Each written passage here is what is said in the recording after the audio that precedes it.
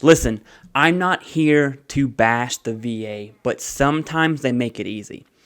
But when I watch their live press conference, it's insanely wild to me the questions that these people are asking, and more importantly, the questions they are not asking. To start, let's recap every question that was asked, and I'll end it with questions that I want an answer to, and I believe you probably want an answer to these too, and it would probably help the community out much better than these questions that were asked. But let's go ahead and review them. So there were a few questions about the VA treating trans veterans on both mental health side and transition surgeries, then more importantly, VA healthcare's writing opinions that are contradictory to the VA's policy on that issue. There were multiple questions about veterans losing their gun rights for going to VA healthcare for mental health treatment. There was a question about IVF programs with the VA, and IVF is for infertility treatments. There were questions about the VASP or VASP program, which deals with home loans and is very situational. There was a discussion about the National Archives digitizing their records, which is completely outside of the VA's wheel. And then tons of questions about HR hires and VHA hiring goals and VBA hiring goals and incentives for employees and all that jazz. And then there were some questions about disparity issues within the VA for people of color and various backgrounds. And finally, there were a few questions about what the VA is doing to combat homeless veterans. All of these are valid concerns. I don't want to make it seem like they aren't, but there are more pressing matters, and I'm curious where these reporters are getting direction for these questions they are asking, and let's just hope it's not from the VA. We want to maintain that independent reporting integrity, okay, or what it's supposed to be. Here are some questions that I would ask if I had the ability to speak directly with the secretary, especially in a live public setting. Why are C&P examiners not being held accountable when they give an opinion that contradicts with the veteran's medical evidence? Riddle me that one.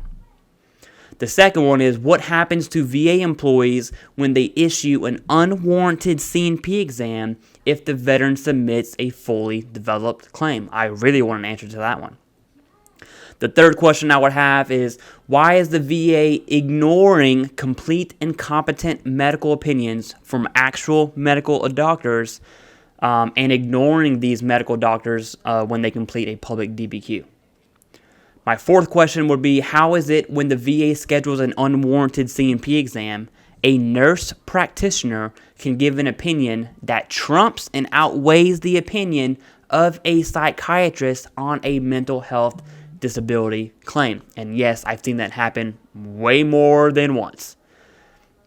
Another question I would ask is, what is the VA doing about the OIG report that came out in January of this year that implied there were indications of fraud from DBQs completed privately? And they're really implying VA Claims Insider, Veterans Guardian, and all the other claims consulting companies.